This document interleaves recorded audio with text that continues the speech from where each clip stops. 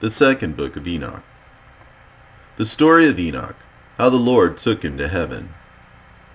There was a wise man and a great artisan whom the Lord took away, and he loved him so that he might see the highest realms of the most wise and great and inconceivable unchanging kingdom of God Almighty. Also to see the most marvelous and glorious and shining and many-eyed station of the Lord's servants, and of the Lord's immovable throne, the ranks and organizations of the bodiless armies, the indescribable composition of the multitude of the elements, the variegated appearance and indescribable singing of the army of the cherubim, and of the light without measure, to be an eyewitness. At that time he said, when 165 years were complete for me, I fathered my son Methuselah, and after that I lived 200 years. I completed all the years of my life, 365 years. In the first month, on the assigned day of the first month, I was in my house alone, and I lay on my bed, sleeping. And while I slept, a great distress entered my heart, and I was weeping with my eyes in a dream. I could not figure out what this distress might be, nor what might be happening to me. Then 2 huge men appeared to me, the like of which I had never seen on earth. Their faces were like the shining sun. Their eyes were like burning lamps. From their mouths fire was coming forth. Their clothing was various singing. Their wings were more glistening than gold. Their hands were whiter than snow. And they stood at the head of my bed and called me by my name. Then I awoke from my sleep, and I saw those men standing in front of me, in actuality.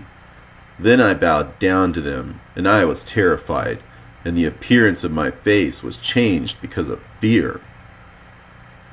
Then those men said to me, Be brave, Enoch. In truth, do not fear.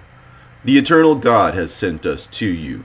Behold, you will ascend with us to heaven today. Tell your sons and all the members of your household everything that they must do in your house while they are without you on earth. Let no one search for you until the Lord returns you to them. I hurried and obeyed them. I went out of my house and shut the doors as I had been ordered. I called my sons, Methuselah and Regem and Gaidad, and I declared to them all the marvels that those men had told me.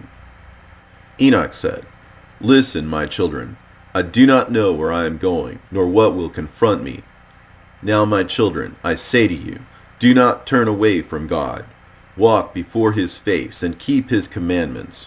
Do not abhor the prayers of your salvation, so that the Lord will not curtail the work of your hands.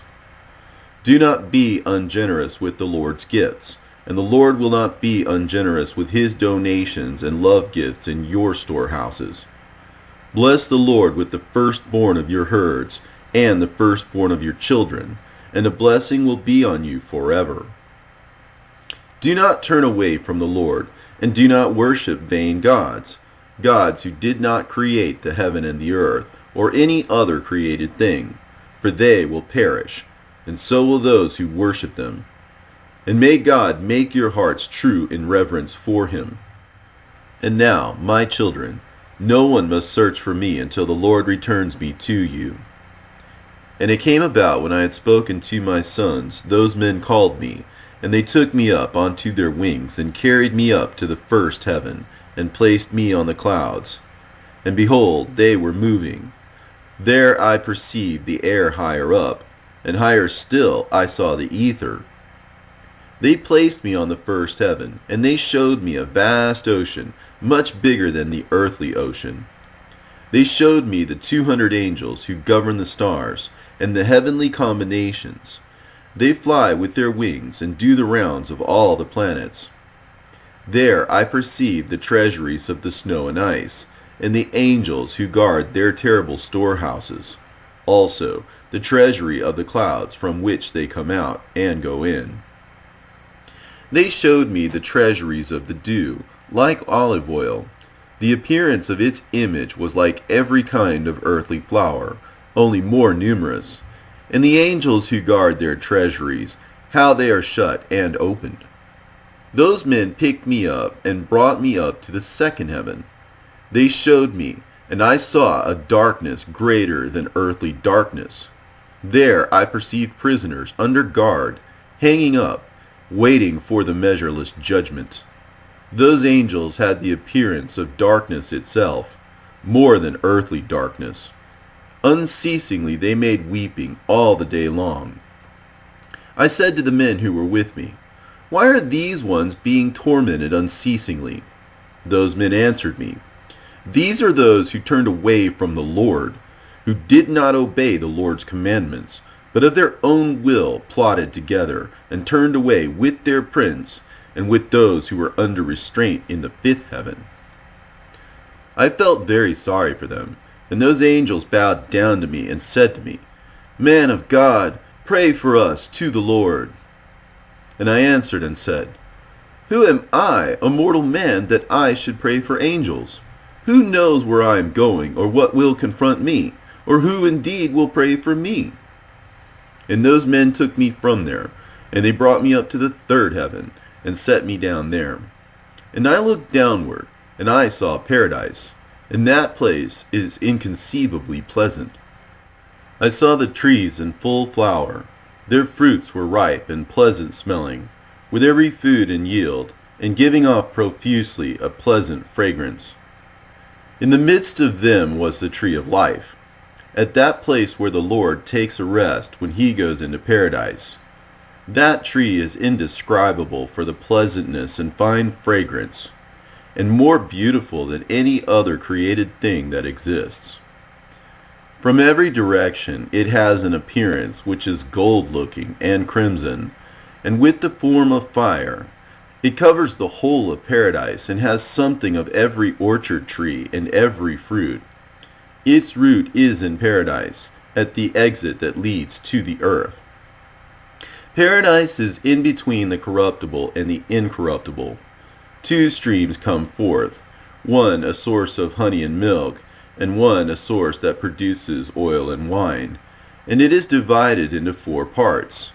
They go round with a quiet movement, and they come out into the paradise of Eden, between the corruptible and the incorruptible. From there they go forth along the earth. They have a revolution in their cycle, just like the other atmospheric elements. There is no unfruitful tree there. Every tree is well fruited, and every place is blessed. There are 300 angels, very bright, who look after paradise, and with never-ceasing voice and pleasant singing they worship the Lord every day and hour. And I said, "How very pleasant is this place." And those men said to me, "This place, Enoch, has been prepared for the righteous, who suffer every kind of calamity in their life, and who afflict their souls, and who avert their eyes from injustice, and who carry out righteous judgment, and to give bread to the hungry, and to cover the naked with clothing, and who lift up the fallen, and who help the injured and the orphans, and who walk without a defect before the face of the Lord, and who worship him only. Even for them this place has been prepared as an eternal inheritance." Those men carried me to the northern region, and they showed me there a very frightful place, and all kinds of torture and torments are in that place, cruel darkness and lightless gloom. There is no light there, and a black fire blazes up perpetually, with a river of fire that comes out over the whole place. Fire here, freezing ice there. It dries up and it freezes. There are very cruel places of detention, dark and merciless angels carrying instruments of atrocities and torturing without pity. I said, "Woe, woe, how very frightful this place is."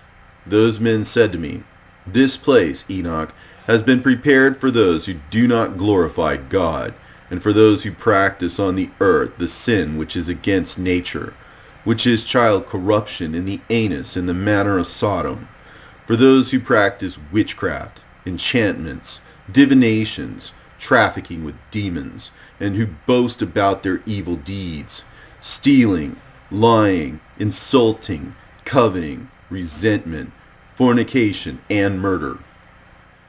For those who steal the souls of men secretly, seizing the poor by the throat, taking away their possessions, enriching themselves from the possessions of others, defrauding them when they are able to provide sustenance. For those who bring about the death of the hungry by starvation, and when they are able to provide clothing, take away the last garment of the naked. For those who do not acknowledge their Creator, but bow down to idols which have no souls, which can neither see nor hear, vain gods, constructing images and bowing down to vile things made by hands. For all these, this place has been prepared for an eternal reward. Those men then took me, and they carried me up to the fourth heaven. They showed me there all the movements and sequences, and all the rays of solar and lunar light. I measured their movements, and compared their light. And I saw that the sun has a light 7 times greater than the moon. And I saw his circle and his wheels, on which he always goes, going past always like the wind, with quite marvelous speed, and his coming and his going give him no rest, day and night. And I saw the 4 great stars on each side, each star having 1,000 stars under it, 4 on the right-hand side of the sun's chariot, and 4 on the left-hand side, each one having 1,000 stars under it, altogether 8,000, going with the sun perpetually. And 150,000 angels accompany the sun in the daytime, and at night 1,000. And 100 angels go in front of the sun's chariot, 6-winged, in flaming fire. And the sun blazes up and sets the 100 angels on fire. I looked and saw flying spirits, the solar elements called phoenixes and chalkedras, strange and wonderful. For their form was that of a lion, and their head was that of a crocodile. Their appearance was multicolored, like a rainbow. Their size was 900 measures. Their wings were those of angels, but they have 12 wings each. They accompany and run with the sun, carrying heat and dew, and whatever is commanded them of God. Thus the sun goes through a cycle, and he goes down and he rises up across the sky and beneath the earth with the light of his rays, and the sun is there on the track unceasingly. And those men carried me away to the east of that heaven, and they showed me the solar gates through which the sun comes out according to the appointment of the seasons, and according to the phases of the moon for the entire year, and according to the numbers of the horologe, day and night.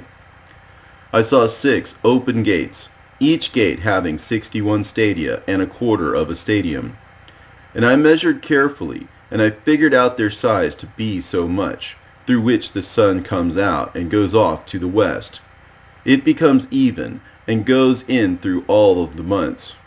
The first gate, the sun comes out for 42 days. The second, 35 days. The third, 35 days. The fourth, 35 days. The fifth, 35 days. The sixth, 42 days. And then once more the sun does an about turn and goes back the other way from the 6th gate, according to the round of the season.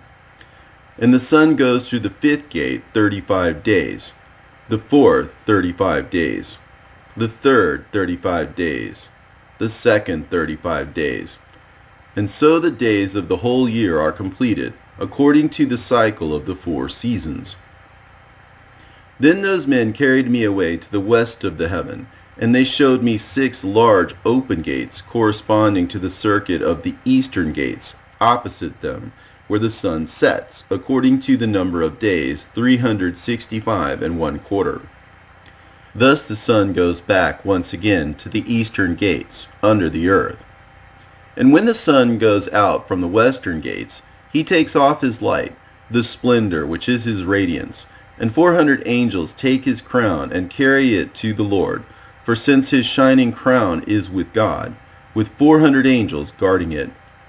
The sun turns his chariot around and goes back under the earth on wheels, without the great light which is his great radiance and ornament. The sun remains for 7 great hours in night, and the chariot spends half its time under the earth.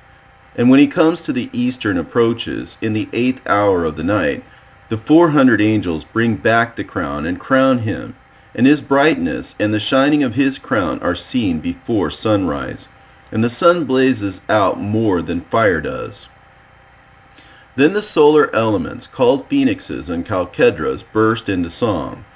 That is why every bird flaps its wings, rejoicing at the giver of light.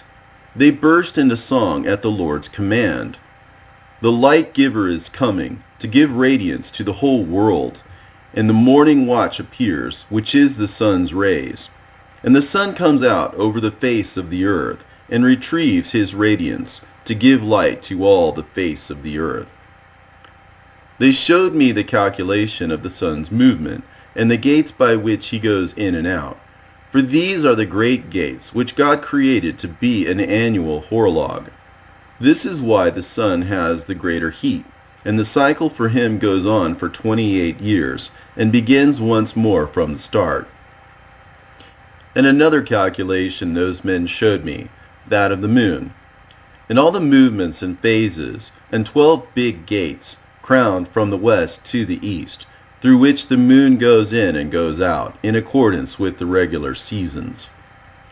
She goes in by the first western gate, in the place of the sun, by the first gate for 31 days exactly, the second for 35 days exactly, the third for 31 days exactly, the fourth for 30 days exactly, the fifth for 31 days extraordinarily, the sixth for 31 days exactly, the seventh for 30 days exactly, the eighth for 31 days extraordinarily, the ninth for 31 days accurately, the 10th for 30 days exactly, the 11th for 31 days exactly, the 12th for 22 days exactly.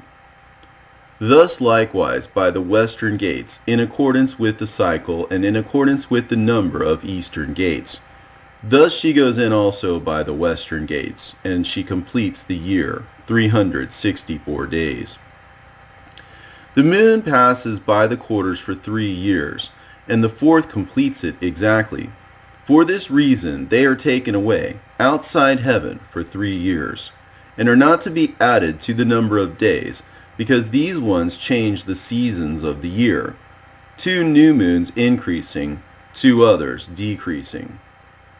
And when the western gates are completed, she turns around and goes to the eastern ones with her light. Thus she goes, day and night, in accordance with the heavenly cycles, lower than all the cycles, swifter than the heavenly winds, spirits, elements, and flying angels, with 6 wings on each angel. The moon has a 7-fold intercalation, and a period of revolution of 19 years, and she begins once again from the start. In the middle of the heaven I saw armed troops, worshipping the Lord with tympani, pipes, unceasing and pleasant voices, accompanied with pleasant, unceasing and various songs, which is impossible to describe. Every mind would be quite astonished, so marvelous and wonderful is the singing of these angels. And I was delighted listening to them. And those men took me up on their wings, and placed me on the 5th heaven. And I saw there many innumerable armies, called Grigori. Their appearance was like the appearance of a human being, and their size was larger than that of large giants. And their faces were dejected, and the silence of their mouths was perpetual. And there was no liturgy in the 5th heaven. I then said to the men who were with me, "What is the explanation that these ones are so very dejected, and their faces miserable, and their mouths silent? And why is there no liturgy in this heaven?" And those men answered me, "These are the Grigori, who turned aside from the Lord, 200 myriads, together with their prince Satanael. And similar to these are those who went down as prisoners in their train, who are in the 2nd heaven, imprisoned in great darkness. And 3 of them descended to the earth from the Lord's throne onto the place Hermon, and they broke the promise on the shoulder of Mount Hermon. And they saw the daughters of men, how beautiful they were, and they took wives for themselves, and the earth was defiled by their deeds.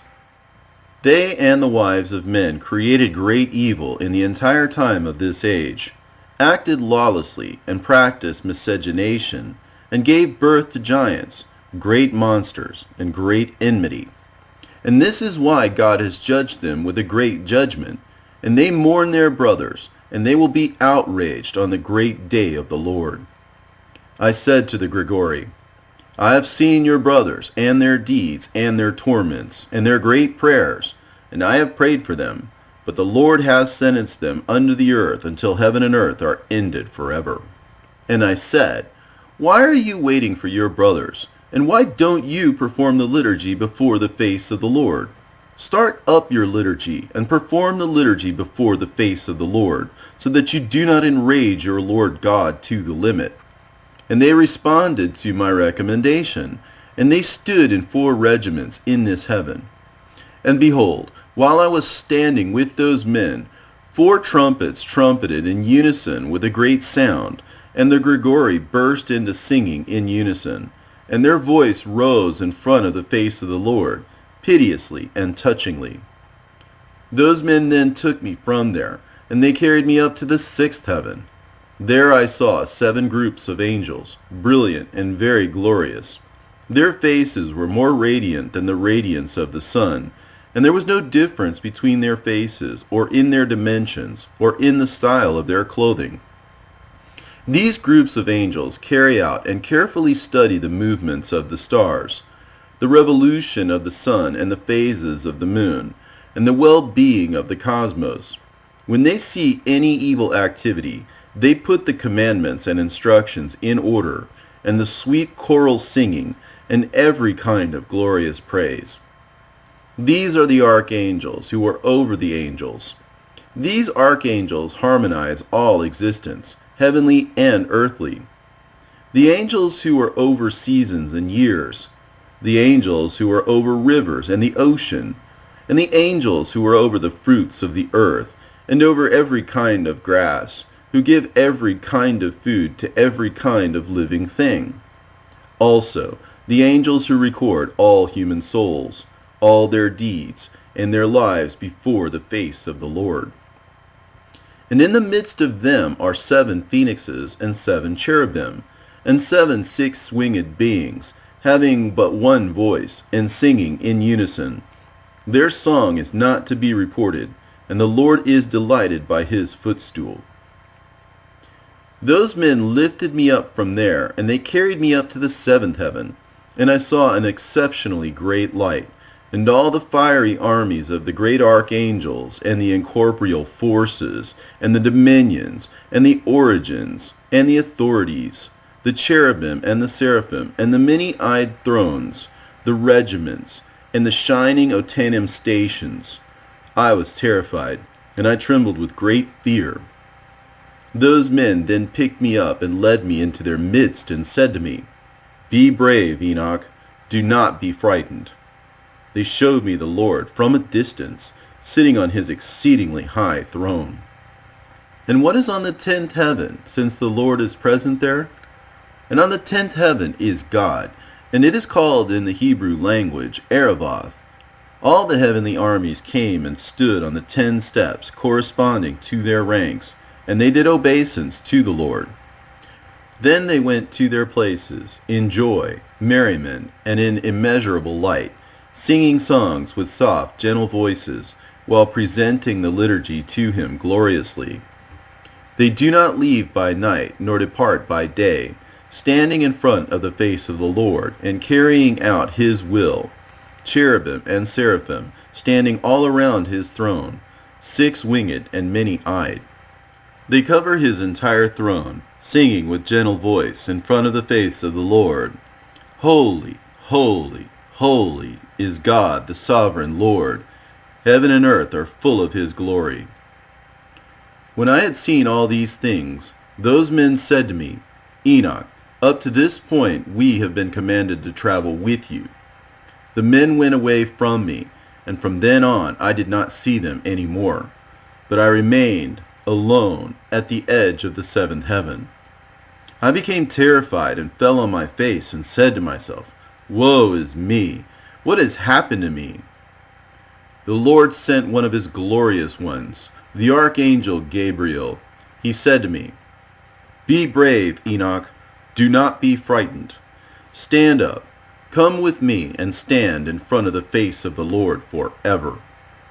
I answered him and I said, Woe to me, my Lord! My soul has departed from me from fear and horror. Call the 2 men who brought me to this place, because I have put my confidence in them, and with them I will go before the face of the Lord. Gabriel picked me up like a leaf carried by the wind. He moved me along and put me down in front of the face of the Lord. And I saw the 8th heaven, which is called in the Hebrew language Muzaloth, the changer of the seasons, of dry and of wet, and the 12 zodiacs which are above the 7th heaven.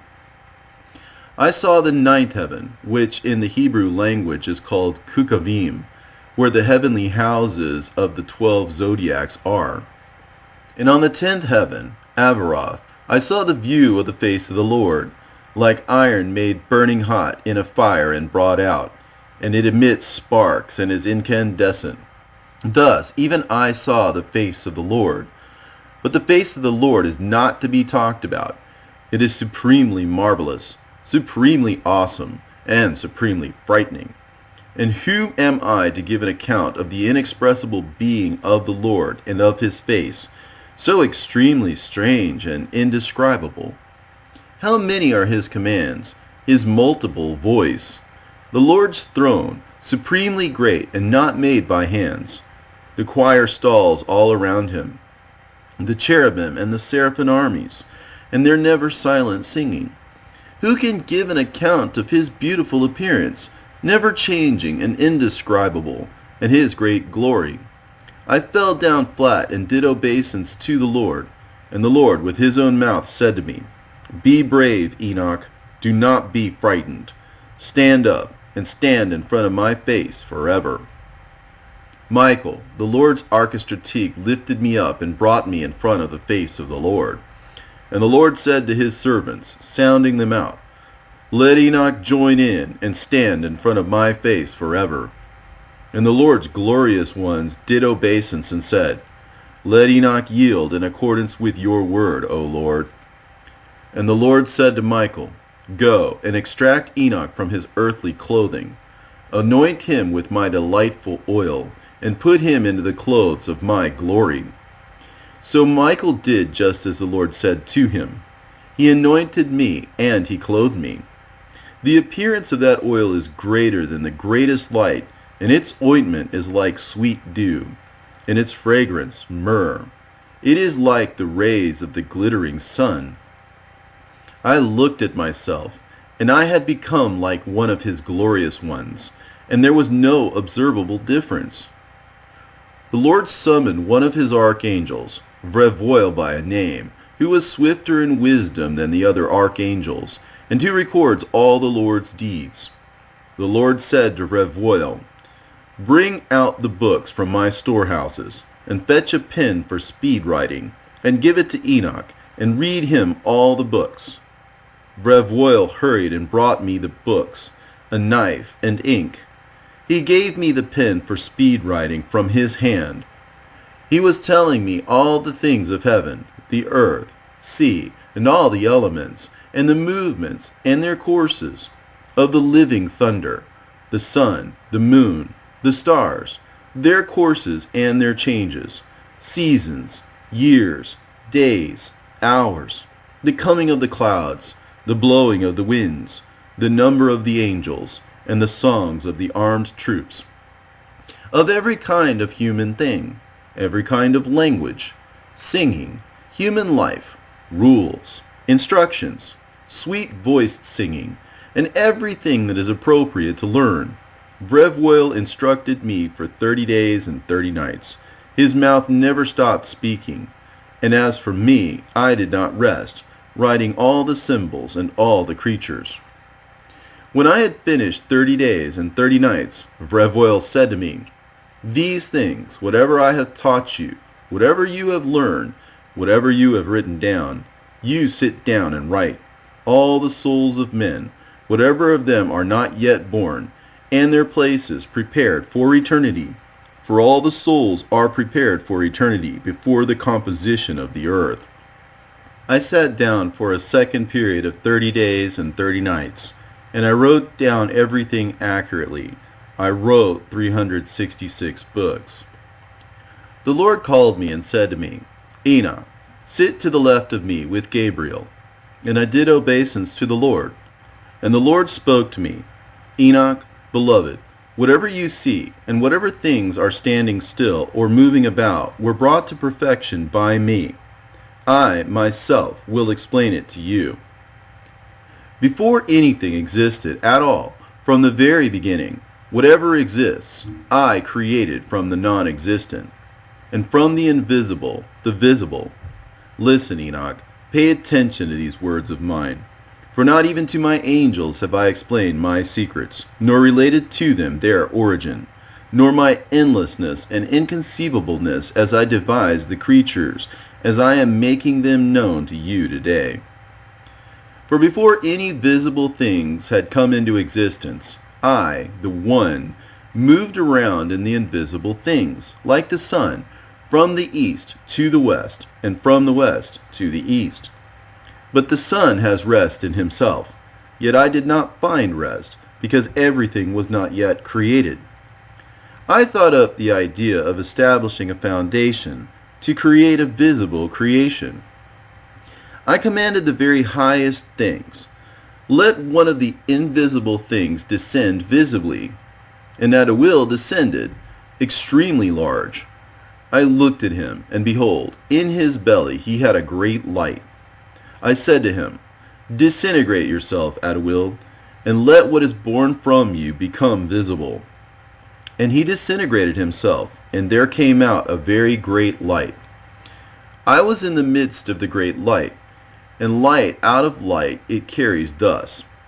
And the great age came out, and it revealed all the creation which I had thought up to create, and I saw how good it was. I placed for myself a throne and sat down on it. Then to the light I spoke, you go up higher than the throne, and be solidified much higher than the throne, and become the foundation for the highest things. There was nothing higher than the light except nothing itself. And again I bowed myself, and I looked upward from my throne. I called out a second time into the very lowest things, and I said, let one of the invisible things come out visibly, solid. And Archos came out, solid, heavy, and very black. I said, open yourself up, Archos, and let what is born from you become visible. And he disintegrated himself. There came out an age, dark, very large, carrying the creation of all lower things. And I saw how good it was. I said to him, come down low and become solid, and become the foundation of the lowest things. And it came about. And he came down, and he became solid, and he became the foundations of the very lowest things. And there is nothing lower than the darkness except nothing itself. I gave the command, let there be taken some of the light and some of the darkness, and it became thickened. It became water, and I spread it out. Thus I made the waters, that is to say, the bottomless, and I saw how good it was. I made a division between the light and the darkness. I said to the light that it should be day, and to the darkness I commanded that it should be night. And evening came, and again morning came, that is, the first day. And I said, let the lower water, which is below heaven, collect itself into one collection, and let its waves become dry. And it happened like that. From the waves I created rocks, solid and big. From the rocks I assembled the dry land, and I called the dry land earth. What was in the middle of the earth I called chasm. The sea gathered into one place, and I bound it with a yoke. And I said to the sea, behold, I give you an eternal boundary. You will not break through your own waters. So I fixed the solid structure. The first created day I named for myself. Then evening came, and again morning, and it was the second day. And for all my own heavens I shaped the shape from the fiery substance. My eye looked at the solid and very hard rock. From the flash of my eye I took the marvelous substance of lightning, both fire in water, and water in fire. Neither does this one extinguish that one, nor does that one dry out this one. This is why lightning is sharper and brighter than the shining of the sun, and softer than water, more solid than the hardest rock. From the rock I cut off a great fire, and from the fire I created the ranks of the bodiless armies, 10 myriad angels. Their weapons are fiery, and their clothes are burning flames. I gave orders that each should stand in his own rank. Lucifer, one of the order of the archangels, deviated, together with the division that was under his authority. He thought up the impossible idea that he might place his throne higher than the clouds which are above the earth, and that he might become equal to my power. I hurled him out from the height, together with his angels, and he was flying around in the air ceaselessly above the bottomless. Thus I created the entire heavens, and the third day came. On the third day I commanded the earth to make trees grow, large and fruit-bearing, and the mountains, and all kinds of sweet grass, and all kinds of sown seed. I laid out paradise as a garden, and I enclosed it. Thus I created the renewal of the earth. Then evening came, and morning came, the fourth day. On the fourth day I commanded, let there be great lamps on the heavenly circles. I created 7 great circles, and gave them an appearance of crystal, wet and dry, and for it to be a circuit for water and the other elements. I pointed out to each one of them his route, to the 7 stars, each one of them in his own heaven, so that they might travel accordingly. Thus I made solid the heavenly circles. On the first, the highest circle, I placed the star Saturn. On the second, lower down, I placed Jupiter. On the third, Mars. On the fourth, the Sun. On the fifth, Venus. On the sixth, Mercury. And on the seventh, the lowest, the Moon. With the lowest stars I beautified the air below. I appointed the sun over the illumination of the day, but the moon and the stars over the illumination of the night. The sun goes in accordance with each animal, and the 12 animals are the succession of the months. I assigned their names, the animals of their seasons, their connection with the newborn, and how they revolve. Then evening came and morning came, the 5th day. On the 6th day I commanded my wisdom to create man out of the 7 components. First, his flesh from the earth. Second, his blood from dew and from the sun. Third, his eyes from the bottomless sea. Fourth, his bones from stone. Fifth, his reason from the mobility of angels and from clouds. Sixth, his veins and his hair from grass of the earth. Seventh, his spirit from my spirit and from wind. I gave him 7 properties: hearing to the flesh, sight to the eyes, smell to the spirit, touch to the veins, taste to the blood, and to the bones endurance, to the reason sweetness. Behold, I have thought up a poem to recite. From invisible and visible substances I created man.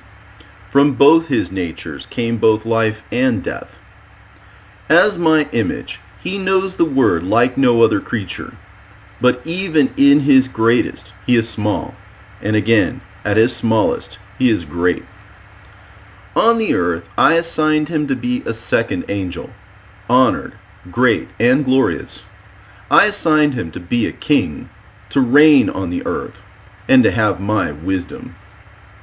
There was nothing comparable to him on the earth, even among my creatures that exist. I assigned him a name from the 4 components: from the east, A; from the west, D; from the north, A. From the south, M. I assigned him 4 special stars, and called his name Adam. I gave him his free will. I pointed out to him the 2 ways, light and darkness. I said to him, "This is good for you, but that is bad," so that I might come to know whether he has love toward me or abhorrence, so that it might become plain who among his race loves me. Whereas I have come to know his nature, he does not know his own nature. This is why ignorance is more lamentable than the sin, such as it is in him to sin. And I said, after sin there is nothing for it but death. I assigned a shade for him. I imposed sleep upon him, and he fell asleep. While he was sleeping, I took from him a rib. I created for him a wife, so that life might come to him by his wife.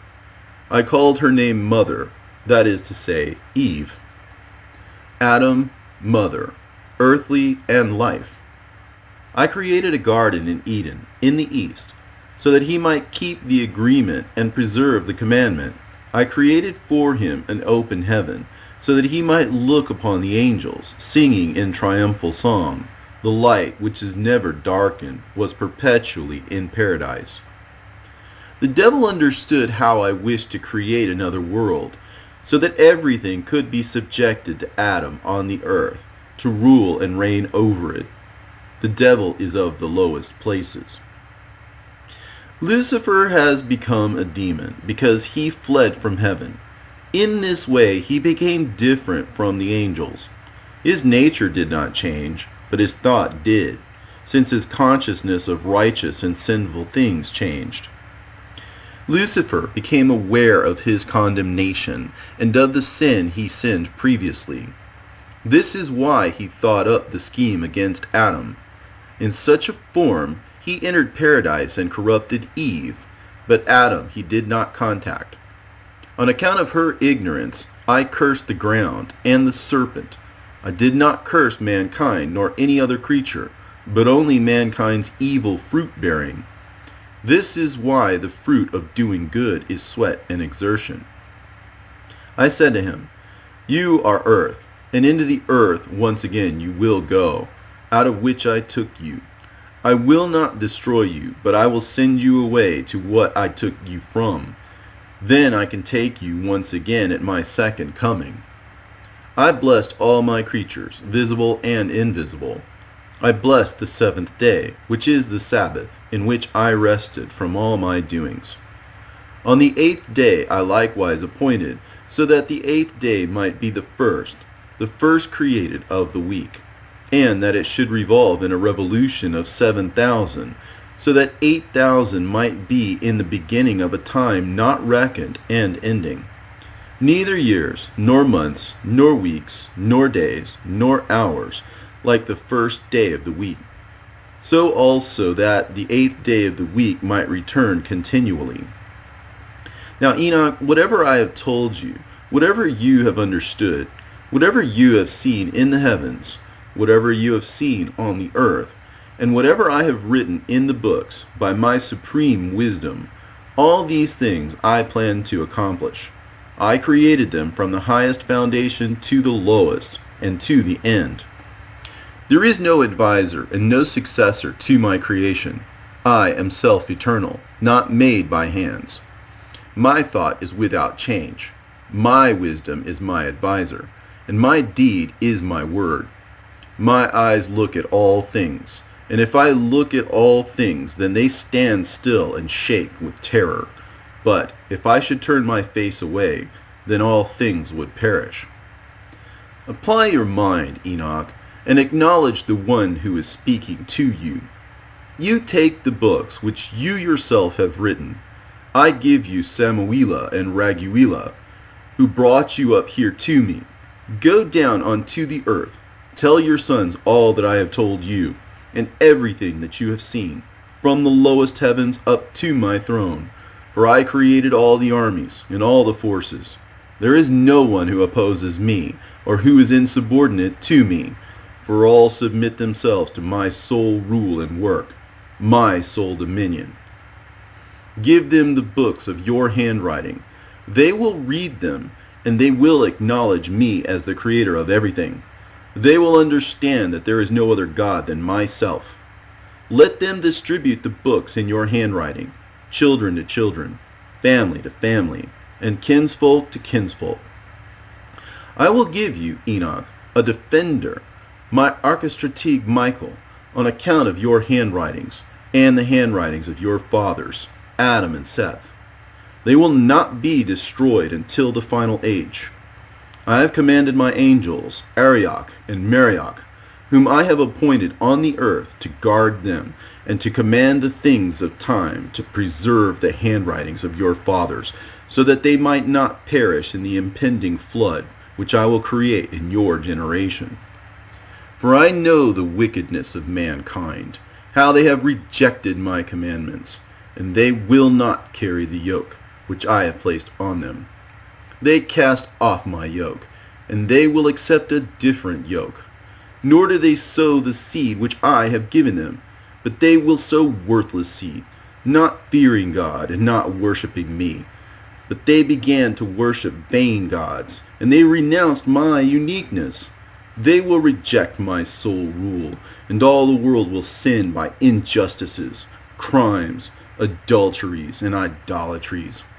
All the world will be reduced to confusion by iniquities, wickedness, and abominable fornications, that is, friend with friend in the anus, and every other kind of wicked uncleanness, which is disgusting to report, and the worship of the evil one. This is why I shall bring down the flood onto the earth. I shall destroy everything, and the earth will collapse in great darkness. I will leave a righteous man from your tribe, together with all his house, who will act in accordance with my will. From his seed another generation will arise, the last of many. But even out of those the majority will be very insatiable. I shall raise up for that generation someone who will reveal to them the books in your handwriting and those of your fathers. He will have you point out to them the guard tower of the earth, truthful men, and those who carry out my will, who do not invoke my name misleadingly. You will tell that generation, and they, when they have read them, will be more glorified in the end than in the beginning. And now, Enoch, I am giving you a respite period of 30 days to set your house in order, to instruct your sons and all the members of your household about everything from me, personally, so that they may obey what is said to them by you. They will read and understand that there is no other God apart from myself, so that they may carry out all your instructions, and study the books in your handwriting accurately and attentively. After 30 days I will send for you my angel. He will take you up from the earth and from your sons to me. The Lord called one of the senior angels, terrifying and frightful, and he made him stand with me. The appearance of that angel was as white as snow, his hands like ice, having the appearance of great frigidity.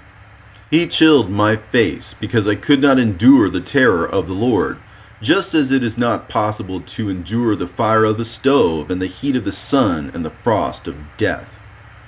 The Lord said to me, Enoch, if your face had not been chilled here, no human being would be able to look at your face. The Lord said to those men who had brought me up at the first, Let Enoch descend unto the earth with you. Wait for him until the specified day. They placed me at night time in my bed. Methuselah was anticipating my arrival, mounting strict guard at my bed. He was terrified when he heard my arrival. I said to him, Let all the members of my household come down. Then I said to them, O my children, my beloved ones, give heed, my children, to the admonition of your father, to whatever is in accordance with the will of the Lord.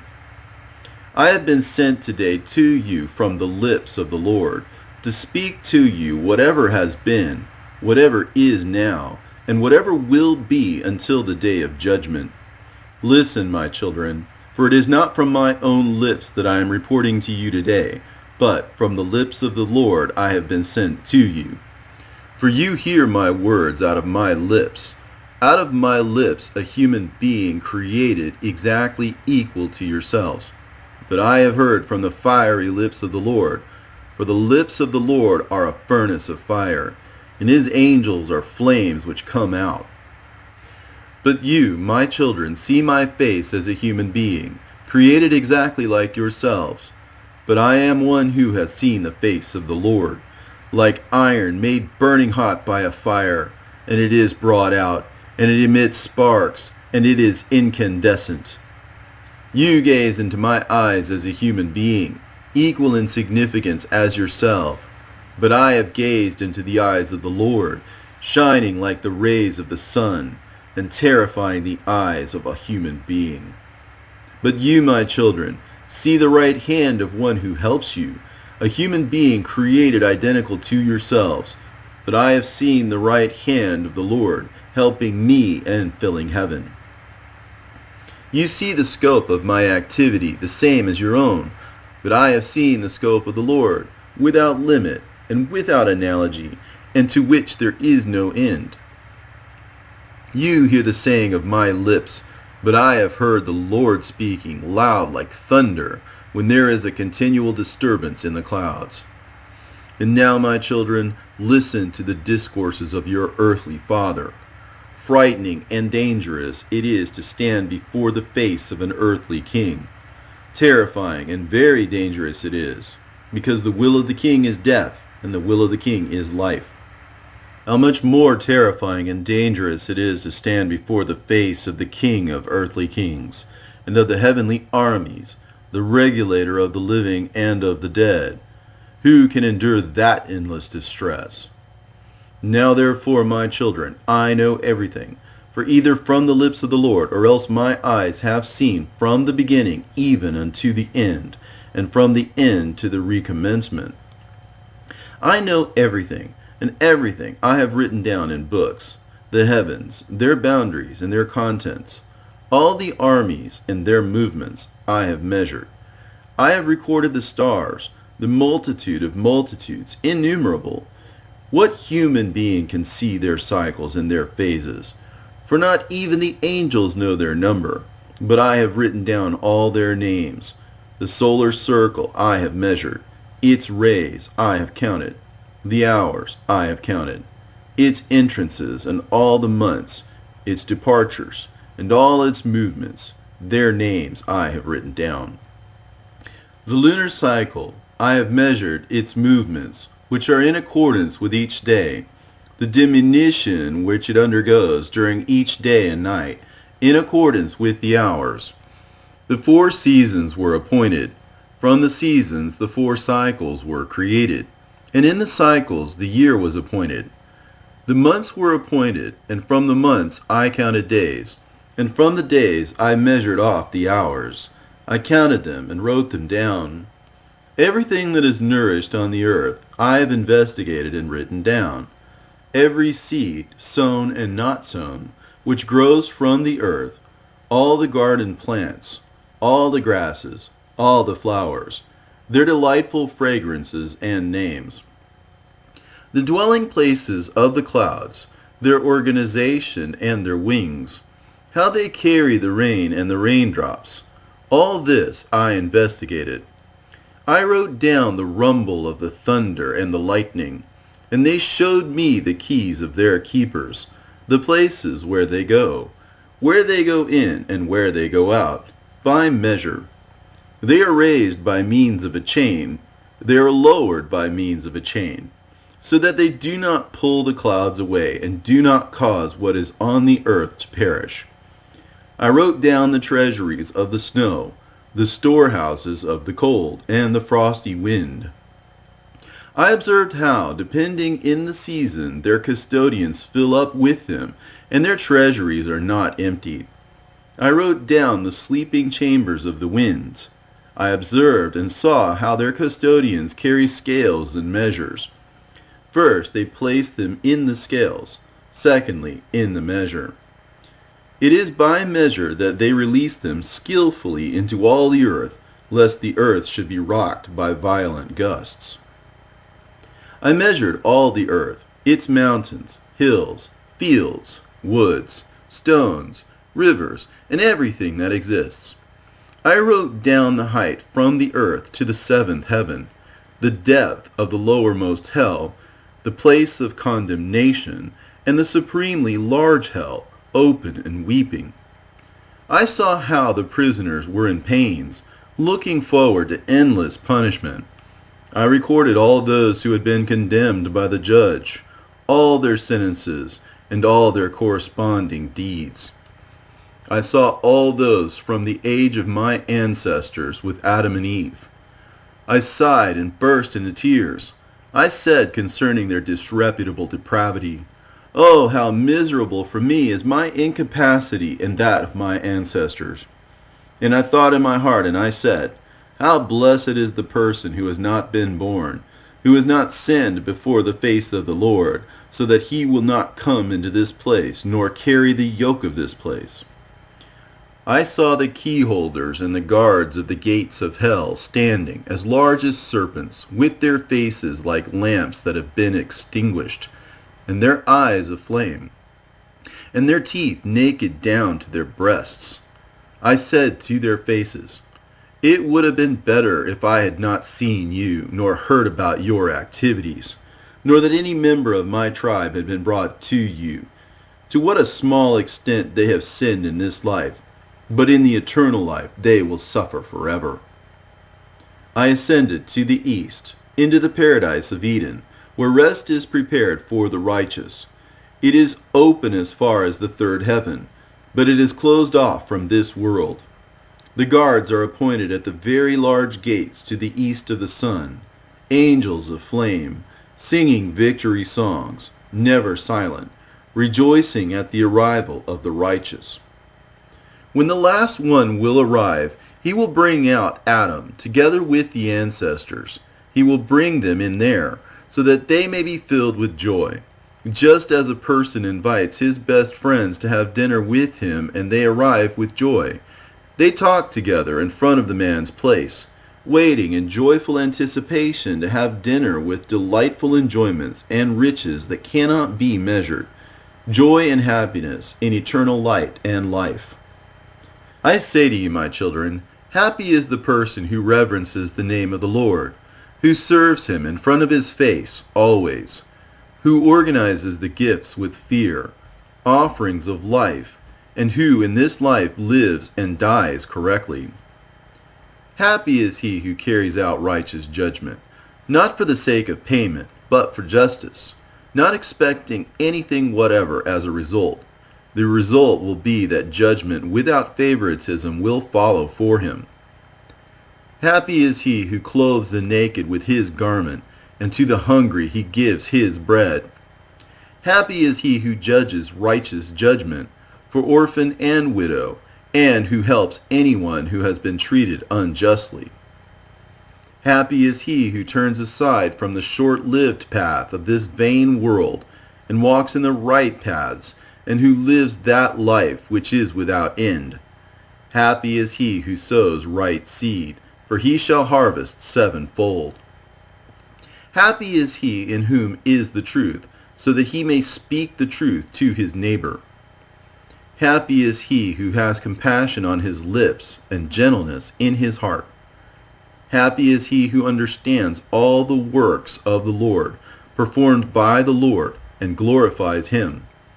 For the works of the Lord are right, but the works of mankind, some are good, but others are evil.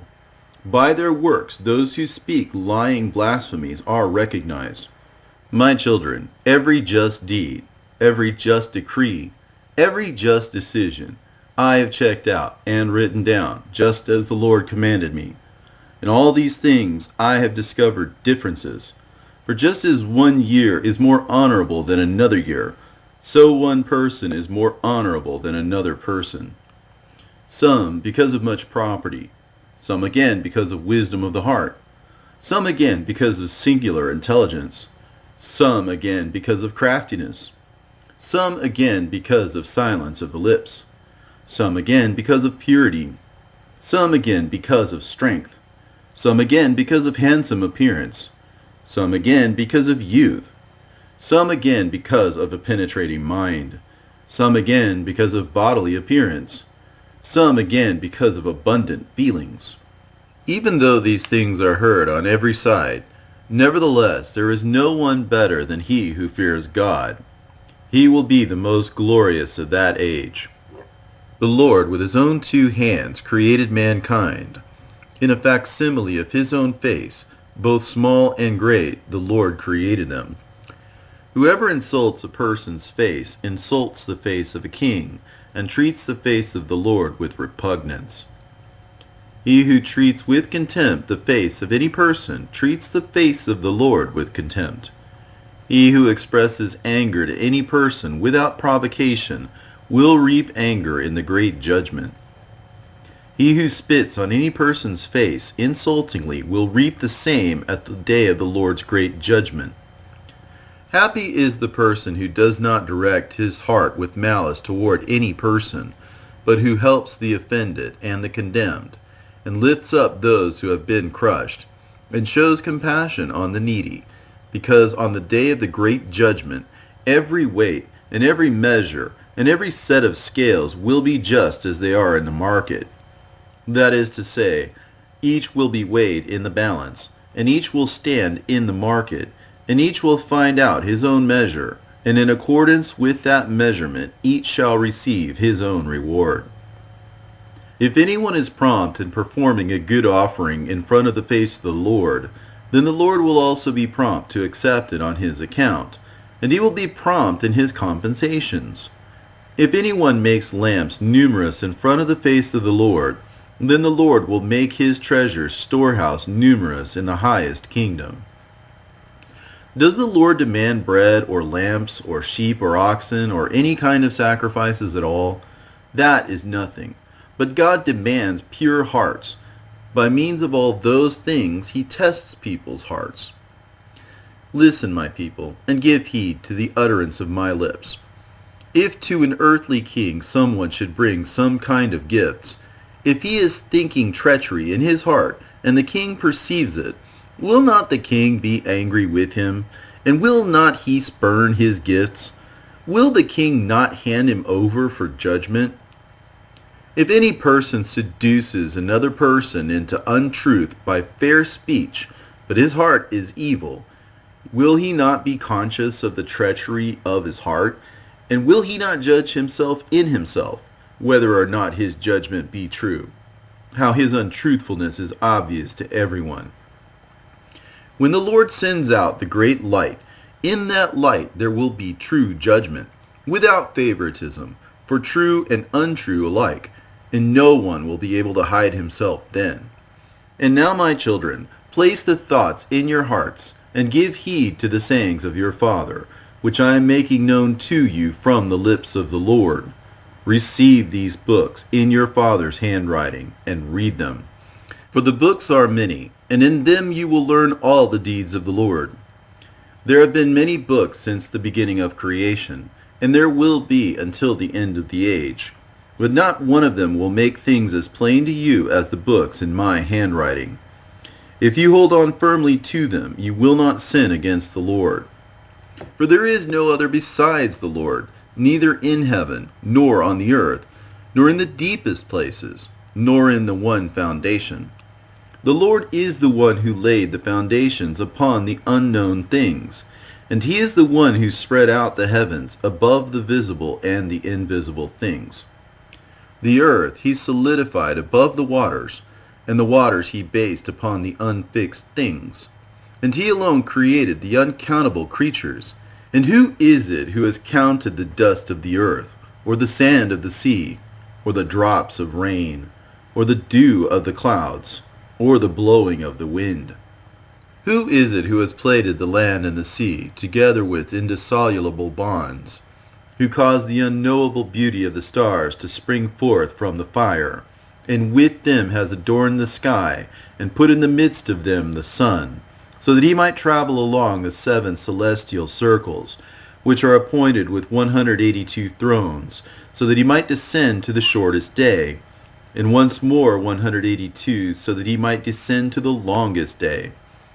He also has two great thrones, where he pauses when he turns around in this direction and in the other direction, higher than the lunar thrones.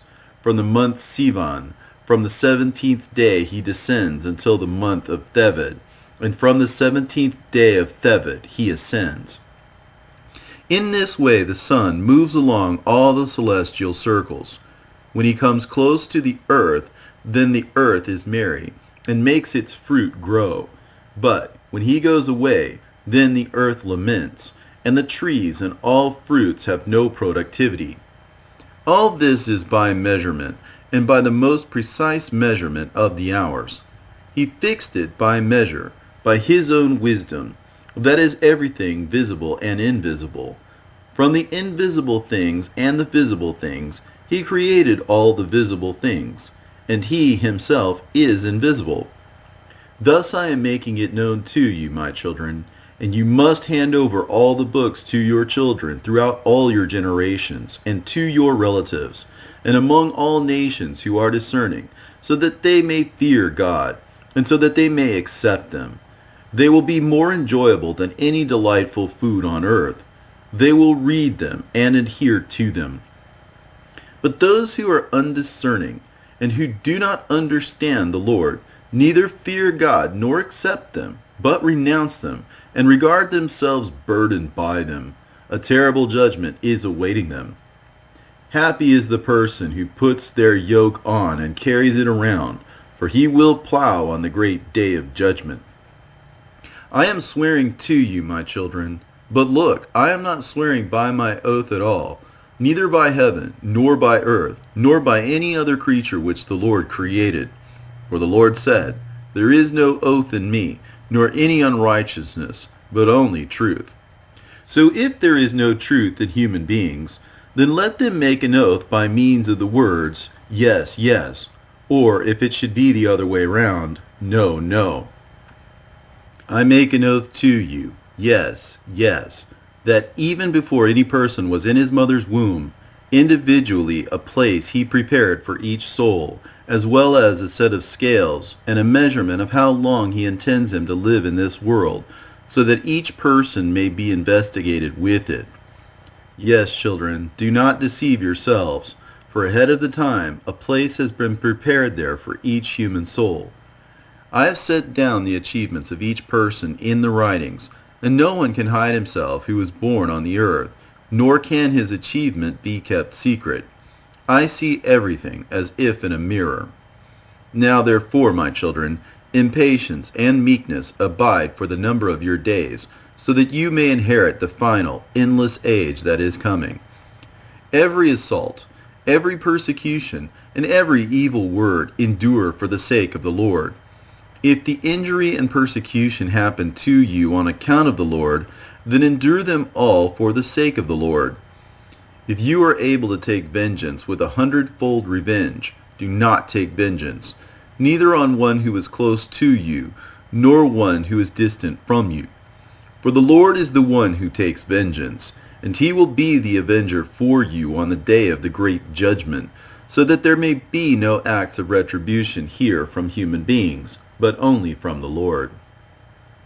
Let each of you put up with the loss of his gold and silver on account of a brother, so that he may receive a full treasury in that age.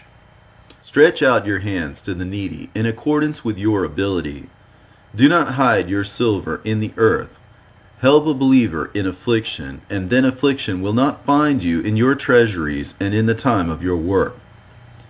Every kind of afflictive and burdensome yoke, if it comes upon you for the sake of the Lord, carry everything, and thus you will find your reward on the day of judgment.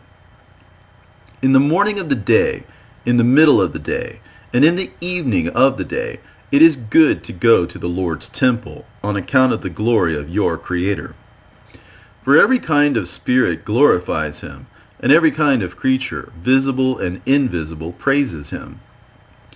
Happy is the person who opens his lips for praise of the Lord, and praises him with his whole heart.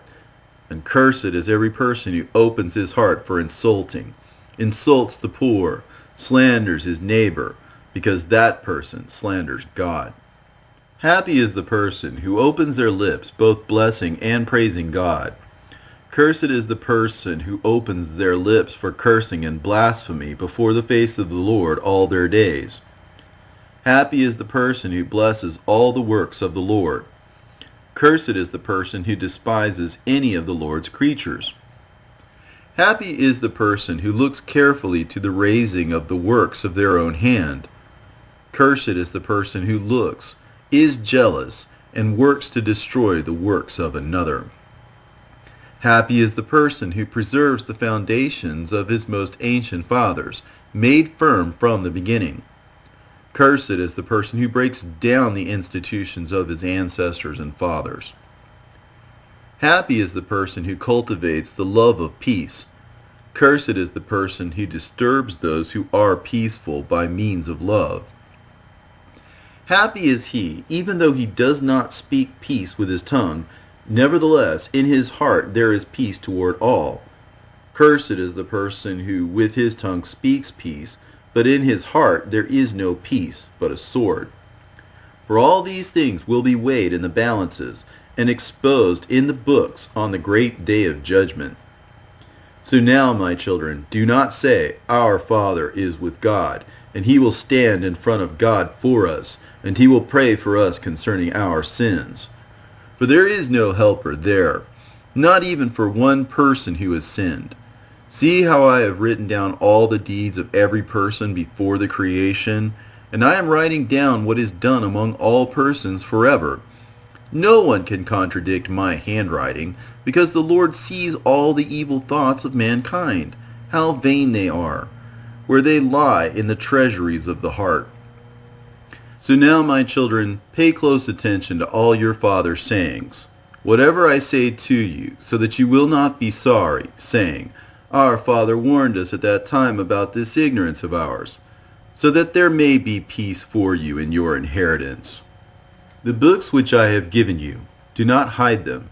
To all who wish, recite them, so that they may know about the extremely marvelous works of the Lord.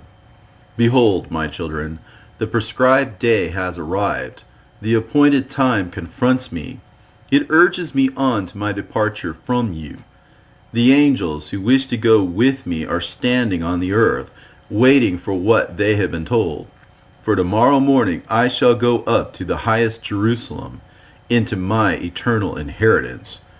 That is why I am commanding you, my children, so that you may do all that is well-pleasing before the face of the Lord. Methuselah answered his father and said, What is pleasing in your eyes, Father, so that we may prepare food in front of your face, so that you may bless our houses, your children, and all your household, and your people will be glorified by you. Thus, after that you will go away as the Lord wills. Enoch answered his son, Methuselah, and said, Listen, child, since the time when the Lord anointed me with the ointment of his glory, food has not come into me, and earthly pleasure my soul does not remember, nor do I desire anything earthly. But, my child Methuselah, call all your brothers, all the members of your households, and the elders of the people, so that I may speak to them and depart, as it has been predetermined for me. Methuselah hurried and summoned his brothers, Regem, Rimmon, Ucan, Kermion, Gaidad, and the elders of all the people. He summoned them before the face of his father Enoch, and they prostrated themselves in front of his face. And Enoch looked at them, and he blessed them, and he spoke to them, saying, Listen to me, my children, today. In the days of our father Adam, the Lord came down unto the earth on account of Adam. He inspected all his creatures, which he himself created in the beginning of the 1,000 ages, and went after all those he had created Adam. The Lord summoned all the animals of the earth, all the reptiles of the earth, and all the birds that fly in the air, and he brought them all before the face of our father Adam, so that he may pronounce names for all the quadrupeds. And Adam named everything that lives on the earth. The Lord appointed him over everything as king. He subjected everything to him in subservience under his hand, both the dumb and the deaf, to be commanded, and for submission, and for every servitude. so also to every human being. The Lord created mankind to be the Lord of all his possessions, and the Lord will not judge a single animal soul for the sake of man, but human souls he will judge for the sake of the souls of their animals. For the souls of all the beasts there is in the great age a single place, a single paddock, and a single pasture. Just as every human soul is according to number, so also it is with animal souls. And not a single soul which the Lord has created will perish until the great judgment. And every kind of animal soul will accuse the human beings who have fed them badly. He who acts lawlessly with the soul of an animal acts lawlessly with his own soul. For a person brings one of the clean animals to make sacrifice on account of sin, so that he may have healing for his soul. If he brings it to the sacrifice from clean animals and birds and cereals, then there is healing for that person, and he will heal his soul. Everything that has been given to you for food, bind by 4 legs, so as to perform the healing properly. There is healing, and he will heal his soul. He who puts to death any kind of animal without bonds puts his own soul to death, and acts lawlessly with his own flesh. He who does any kind of harm to any kind of animal in secret, it is an evil custom, and he acts lawlessly with his own soul. He who does harm to a human soul creates harm for his own soul, and there is for him no healing in his flesh, nor any forgiveness for eternity. He who carries out the murder of a human soul causes the death of his own soul, and murders his own body, and there is no healing for him for eternity. He who lies in wait for a person with any kind of trap, he himself will be entangled in it, and there is no healing for him for eternity. He who lies in wait for a person in judgment, his retribution will not be slackened in the great judgment for eternity. He who acts perversely or says anything against any soul, righteousness will not be created for him for eternity. So now, my children, keep your hearts from every unrighteous deed, which the Lord hates. Just as a person makes requests for his own soul from God, in the same manner let him behave toward every living soul, because in the great age I will find out everything. Many shelters have been prepared for people, good ones for the good, but bad ones for the bad, many, without number. Happy is he who enters into the blessed houses, for in the bad one there is no rest, nor returning. Listen, my children, old and young.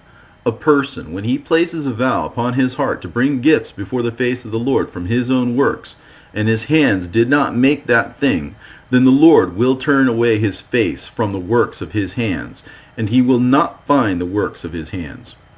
But even if his hands did make it, but his heart is complaining, the illness of his heart will not cease. Making complaint without ceasing, he shall not even have a single benefit. Happy is the person who in his suffering brings his gifts with faith before the face of the Lord and sacrifices them, and receives remission of sins. But if before the time comes he should retract his vows, there is no repentance for him. If the time specified elapses, and then he does it, he will not be accepted, because every delay causes a scandal. A person, when he clothes the naked or gives his bread to the hungry, then he will obtain a reward from God. If his heart should murmur, it is a twofold evil that he creates for himself. It is a loss that he creates in respect to that which he gives, and he will not have any obtaining or remuneration because of it.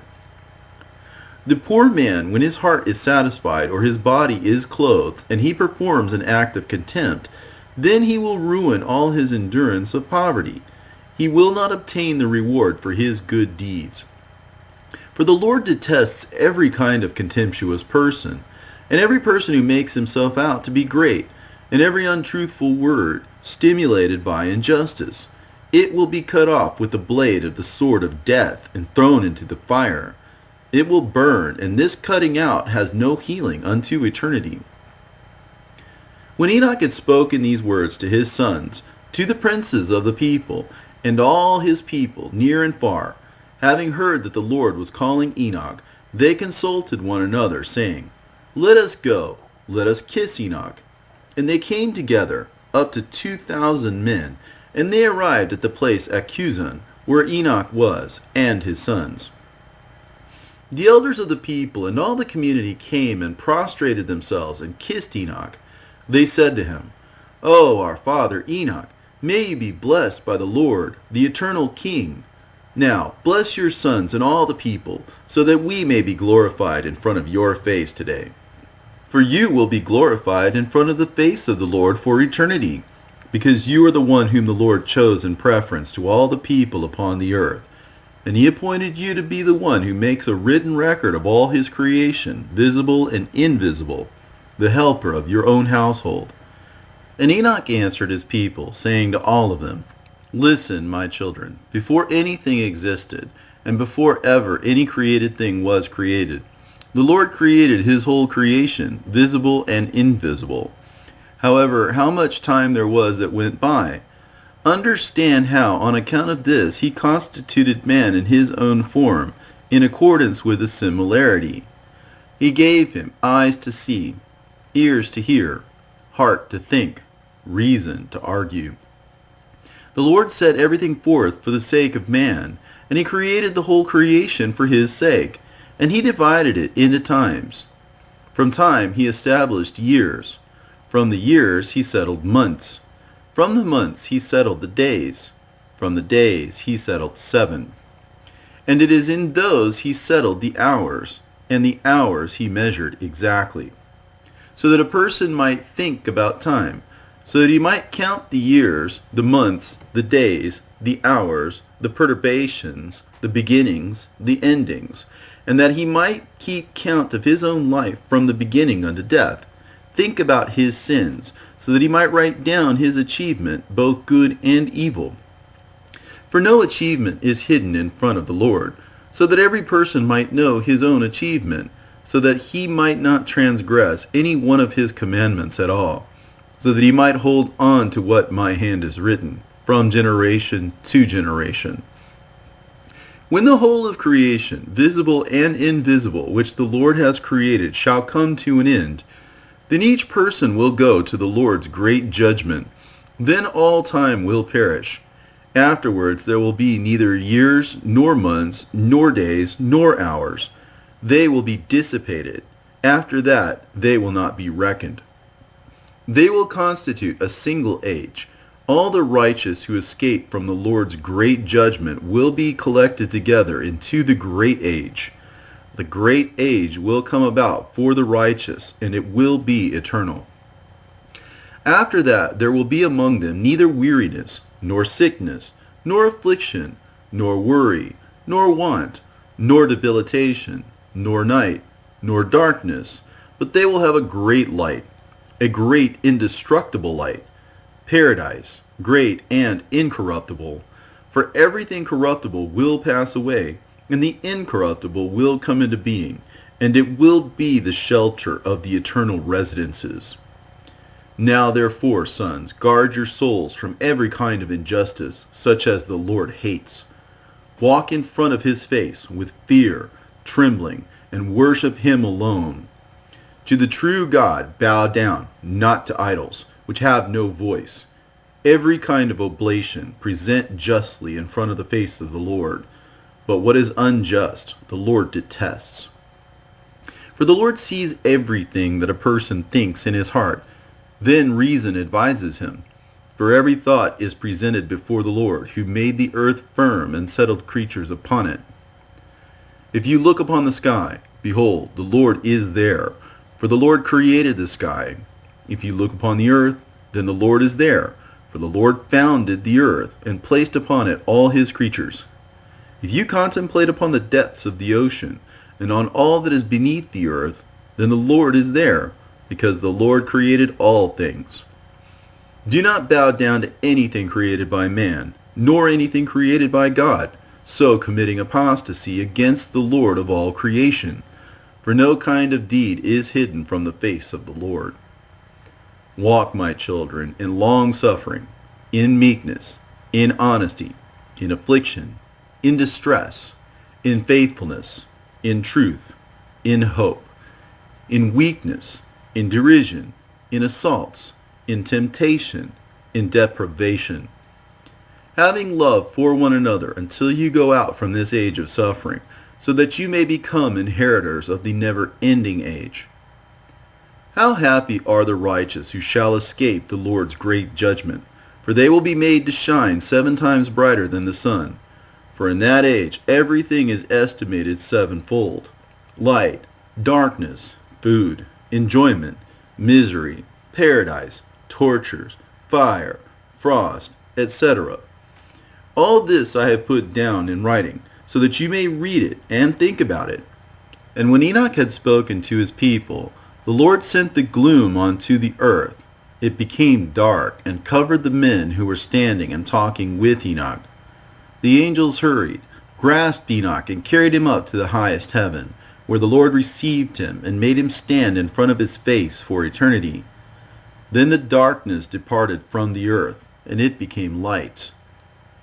The people looked, and they understood how Enoch was taken away. They glorified God and went away to their homes.